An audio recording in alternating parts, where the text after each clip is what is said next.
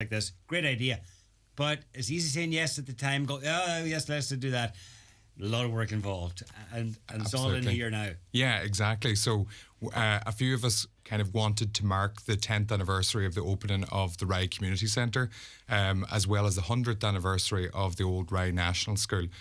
So we kind That's up the top of the hill, exactly, yeah, up towards Glenalla. So not too far from the community centre, but we got together and we thought a community history project would be ideal. So we came up with an idea to collect old photos and stories, pieces of poetry, whatever we could kind of gather from members of the community. And we were absolutely inundated with the response from the community and the diaspora as well. So for such a small place, we managed to gather a huge amount of sources of photos. And then we decided to pull a selection of those into a book and to kind of compile a history of the local area. And that's what we have in front of us now today and that we're launching this evening. What sort of an area are we chatting about? Because I normally associate Rye with, kind of above and beyond the community centre, but it's... Yeah, we kind of spread it out to the different schools in the area. So you're talking from Brown now, that area over into Rye and across to Craig, and then back up towards Glenalla and at the top of the hill around there. So it's a fairly large, if you like, area that we've covered as part of this. And part of it, I suppose, was in order to get buy-in from the community, we wanted it to be as inclusive as possible.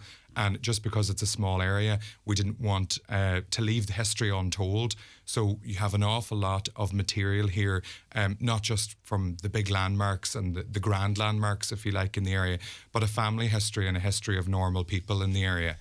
Social history. Exactly, absolutely. For those that are not from the area, it would be between Ramelton and Rathmullen, and think of the bridge. That's yes, Rye Bridge. Exactly. And then sort of up left from there as well, up the hill towards Glenalla. Beautiful area, and there might have been people that have passed the main road endlessly and never ventured off up the hill and up past the community centre and up towards Glenalla. Lovely up there. Yeah, it's beautiful. I mean, in Rye, we say we have it all from the hills and the mountains right down to the shores of Lough Swilly. So it is a beautiful area. The community centre is ideally located, and we have a number of walking trails now from the community centre, as well as a new play park there. And we'll have an astro pitch coming soon. Yeah. So we have a lot of facilities being developed there recently. Every year I seem to be mentioning something that's happening out there. And so a very progressive committee. Absolutely. The committee are absolutely fantastic, extremely active, great community spirit in the area. And again, this book is another outworking of that community spirit of people coming together to capture this and to capture this history of this area so that it's preserved for future generations as well. It's been preserved. The photographs have been stored digitally as well. Yeah, that's right. So we have collected almost 1,000 photos. There's probably around 200 of those in the book, but we have the entire collection digitised and organised as well. So we're just exploring options how to make that available to people going forward, and we hope to share that with the Donegal County Museum as well, so that they'll be captured forever, if you like. This is the sort of thing that a lot of us would talk about, and we'd like to have it available in our own townland or our own local area. I know we should do this and we should do that, and it's important because these photographs now, not only are they here, or a selection of them in book form. Well, I suppose it all starts with the idea, and then you've got to move the project forward and gather up all the information and the photographs. But then the finished article, in this case, a book, but also a digital archive. Yeah.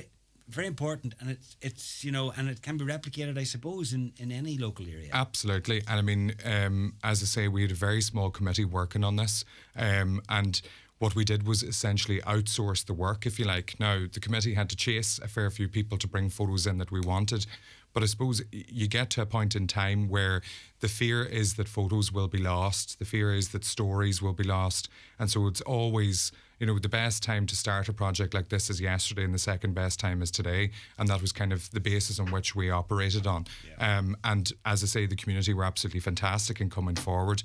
We used Milford and District Resource Centre as a drop-off place, so people who are bringing in their precious family photos could have them digitised there and then, or if there was a lot of them, over a space of 24 hours and then returned to the owner directly. So that kind of instilled a bit of confidence in people to come forward with their precious. That's a very good point, because people have photographs and they're absolutely precious to them, and might not be digitalized. That might be the only copy of this photograph that they have. So it's important then for them to know that, listen, we're going to, you can take it away with you again, or we'll hold on to it for a short time and then you get it back, and it's kept and it's part of the archive. Yeah, absolutely. And that was definitely a cornerstone to the success of the project, because people, I suppose, trusted us then to take care of their photos for a short time. And it's a social history in all its forms. A lot of photographs of out in the field, one in hay, and there's poems in there. A lot of pictures with the horses and farm animals, and there's poems and there's stories, and a lot of group photographs, individuals, but also group photographs and photographs of old properties. So in all its various forms, social history. Absolutely. And even we have a section of people who and photographs of people who went away from Rye to work abroad, people in various different armies, people in the police, and people in holy orders as well. So it's very interesting to flick through. There's some fantastic photos, some beautiful shots of the wider Rye area, and it's a gorgeous book put together lovely by Brown Printers, and we had a fantastic designer there, Anna Pavlak as well, who worked with us, and she was fantastic. Yeah, I see towards the back there's a lot of pictures of men in military uniforms, and also men, as you say, went away to work, and women who went away to work, and whether that was on the buses or in tunnels or whatever, pictures. Listen, it's been launched tonight, 7:30, and everybody from around the area, welcome along. Absolutely, yeah. We look forward to seeing people there, and books will also be available to buy online after this evening as well. And physically, they'll be in local shops? Yeah, we're looking into that as well, but mostly we'll be keeping it online and through the community centre. Okay, brilliant. It's called Rye Remembered, a photographic history of Rye and district. Declan, thanks a million. Thank you.